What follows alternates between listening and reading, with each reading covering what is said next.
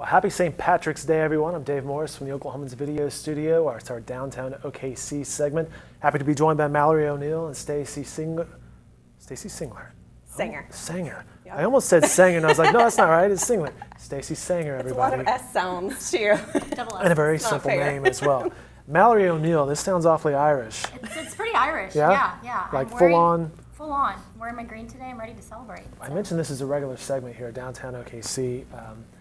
And we've talked about St. Patrick's Day and the parade. This will be the third time. And the first time the two of us are actually wearing green. Third time's a charm, That's right? Is that the way they say? So yeah, we finally got it. And Staci is it's green. Wearing greenish. It's greenish. It's a muted, not buying this story. It's my most green shirt in my closet. Has the most green tint of anything. Well, let's back up. We talked about the O City Parade the last time we caught up. Yeah. How did that go? Oh my gosh, it was great. So it was this past Saturday. We had a huge turnout. A chance of rain in the morning, so I think it scared a little bit of people, but it ended up being clear and beautiful. We had thousands of people in Bricktown, and it was a great day. I was down there at the Tapworks area towards the end. There were a lot of people. We actually live streamed it on a little bit of it on our Facebook page on News OK. You can go see that. It's a good crowd. Yeah. The bagpipers were fantastic. Of course, they're always great, and they just spontaneously jump into different restaurants and bars throughout Bricktown in that day, so it's great to. And it's the one time a year where a bagpiper's welcome to just spontaneously hop in, right? Yeah, and not scare you while you're eating. Right, because if it's going on? Mid-October, you're like, really, dude? You're the bagpipes, not so much. What is this? Yeah, no, it's good if it happens on that day. We also previewed the downtown tours of various residences, condos, apartments. Well, maybe not. Yeah, apartments in this area. How did that go? It was awesome. It was fantastic. We had a huge turnout. We were expecting 500 people to come out, and we had just shy of 2,000. Wow. So it was crazy to see downtown on a Sunday that packed.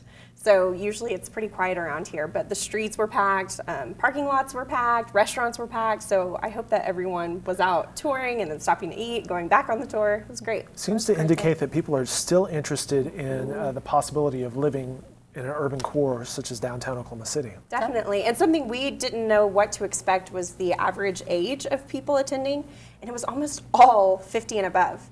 So it was. Oh, really? So more maybe empty nesters wanting to relocate down here. Coming back downtown. So I thought that was really cool. It was awesome. And it was so cool because there were so many new properties that people haven't seen yet. So it was great for people to get a chance to come into these new properties that are just opening this year. Such as Metropolitan, that was new. The Frank, I hadn't even really heard of the Frank, and that's. Really, that side of downtown is really growing fast. Oh, yeah. Such a variety. There were two buildings. One was built in 1919, I believe, and the other was 2014, so actually almost a century apart. Just so crazy. Yeah, so cool. All right, so it's St. Patrick's Day in Oklahoma City. What's happening today? So McNally's is starting us off. They're actually already going. So they started at 10 o'clock this morning in Midtown. Yeah, we got some catching up to do. We got to get over there. So. You guys Dave, wrap this up? We got to go, We got to work. Yeah, exactly. Green eggs and ham. That's kind of a breakfast on Irish days, right? Yeah, I'm that's not sure exactly I've ever right. had green eggs and ham. Yeah. But I'm sure there'll be plenty of green beer at McNally's. Yes. Of course there'll be that. That's happening Irish all car day. bombs, drink specials, food specials, live music, a live DJ. So I think it's 10 to midnight, something like that. And they block off that little intersection there at 10th and Walker, the roundabout area there, and kind of make it a big event. Yes, it's a lot of fun. I've been going to that for something like 6 years now, and it's a blast. It's always So a party. when you walk out, they're like, Staci! Hey, girl! Good to see you. Welcome back. All right, what other activities can people get into today? Well, yeah, so that's happening in Midtown. That's the big one. And then Bricktown starts at 2 o'clock. So it's the corner of Oklahoma and Reno. It's our Bricktown St. Patrick's Day block party. It's going to be really big. It's from 2 to midnight. Some great live local musicians playing. Josh Salee and My So-Called Band are kind of headlining the event at 9 p.m. and at 10 o'clock. Cool. A couple food trucks, some great beer options. Local breweries are going to be out. Anthem, Coop. So it's going to be really cool. We're excited. Get off work, head down to Bricktown later tonight. Yeah. Exactly. Plenty of fun to get into there. Yes. Can even make a pit stop at Automobile Alley's Shop Hop. So tonight right. is our monthly Shop Hop. So we'll hit up Shop Hop and then head straight over to the block party. Yep. Should be a good time. Let's go live to Dublin, because why wouldn't you go live to Dublin on St. Patrick's Day, right? Of course. So this is a live look at Dublin, Ireland at the Temple Bar, which is actually two things. The Temple Bar area is kind of like Bourbon Street, and the Temple Bar is what you're actually looking at there, the actual bar called the Temple Bar. I was just in Ireland earlier in February in this area, and it really was a lot like Bourbon Street. Crowded and packed People like you would not everywhere. believe. Yeah. You know, you see the packs of guys, you see the packs of bachelorette parties, that sort of thing. But it This looks is like a really similar vibe to McNally's. This is actually streaming from there. that's right. It's actually Midtown right now. Dublin, Ireland's 6 hours ahead of us, so it's like 4:40 over there. So it's happy hour. Yeah, they're well into their day. Then. They're well Yeah. into their They day. don't look crazy enough yet. They better pick it up. Give them a few more hours. A few pints going on there. All right, very cool. That's awesome. We mentioned the Bricktown area. Just north of there is Deep Deuce. You have Deuce Days and Jazz Nights. What's going on there? Yeah, that's happening every Tuesday in Deep Deuce. So during the day, a lot of the local retailers and restaurants are doing different specials to get people to come shop and come eat. And then at night, live jazz is happening. So usually always at 3 places and sometimes more. So it's really great. And it's happening weekly. So. I know Whiskey is one of those locations, Yes. WSKY. And they announced that they're going to shut down for a few days to renovate, and they're going smoke-free on the, I believe, on the ground floor level, right? Yeah. That's right. Yeah, we're actually excited for that too, because then you can just kind of meander back and forth from that and Slaughter's Hall, and it's going to be really cool. Yeah, Jared and Clayton do a great job there. Slaughter's Hall is another location, I believe, for the Jazz Nights, which is right next door to each other. Legends Night. What is Legends Night? Legends Night was actually inspired by the same Deuce Day Jazz Night kind of theme. We got together with the retailers in the district, and what we love about all of these events is that they're so authentic. They come straight from the retailers. This was their idea, it's their baby, but we just happen to have some extra funds to throw out at an additional event that's going to happen quarterly, which is Legends Night.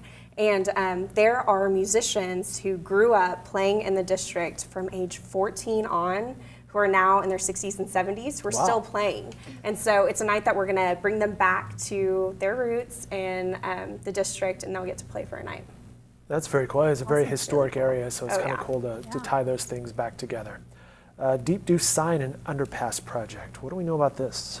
Yeah, we have been working with this exactly like what Staci said, is like what's wonderful, this district has come together and kind of let us know what they want, and that's been our priority. So similar to the entrances into Bricktown, where you see the big Bricktown overpass signs, we're working on installing one on 2nd Street into Deep Deuce. So we have the funding. We've launched a GoFundMe campaign, and it's been awesome to see the public interact and participate and get involved in the district and actually contribute to that cause. And hopefully pretty soon we'll start seeing that sign go up. So Very cool. I know Yeah. we had talked about, what's it called? A survey that you guys looked at for the walkability and signage and things like that. yeah, we did that. We did that kind of specifically for Bricktown and along the canal. But we've really kind of taken that on as an objective, as our organization is kind of like listening to what these stakeholders want and then making it a priority for us to see it accomplished. It helps So, out the residents who go down there, or just the tourists, the visitors, but also helps out with branding and businesses and the whole area. Exactly. So, and that's what